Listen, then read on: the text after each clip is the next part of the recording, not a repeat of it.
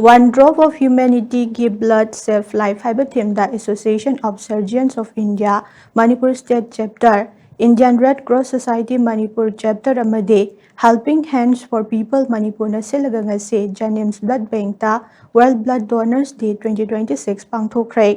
Thauram aduga mari leidana Blood Center Janims ki Senior Medical Officer Dr. Konsam Surjit na hai ngasi pangthokliba World Blood Donors Day gi thauram asika mari leidana medical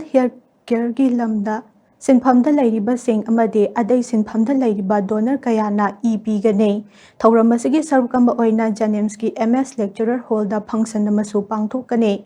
function asida toina blood donation tawiduna miyoibagi punsi kanbada chauna mating pangbiriba donor singda ajamba khudol pot biduna ikai khumnaba su utkane state amagi blood requirement ase total population ki chada ama khaktane khudam oina Manipur gi mi masing asi lakh kunthani haina lobada madhau tariba ESC chahi amada unit lising kunthane Manipur pumbagi oina leiriba blood transfusion unit taret na blood unit lising kunthadi adumak heli adubo nakalamarom da de voluntary blood donor gi ratio asi adai state singa yengnabada Manipur gi ratio asi yamna nemna leire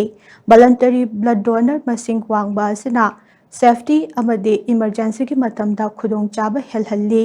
e leitabagi awaba leihande state asigi waina requirement pet mapung phana leiragasu voluntary blood donor chang nembana karigumba matamda mathau taba group ngainaba phangdabana chingba marak thengnai haina bhagna makata na phungdokhe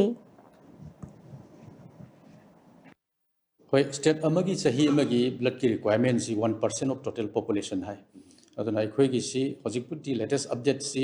akoi 30 lakhs ta dum para si hendi hele ko 30 lakhs population oragadi sahi amagi ikhoi gi state si gi requirement se 30000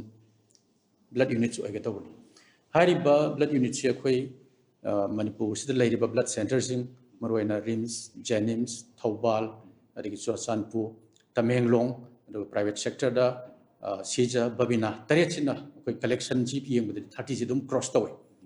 tawadabu hariba collection si akoina yamna pami badi voluntary donor contribution si yam hanning ba ko state ki oina voluntary donor contribution si 30% swai dei pangin hen bangamdri ko india gi oina su yang rakoda one of the lowest states si akoi oiri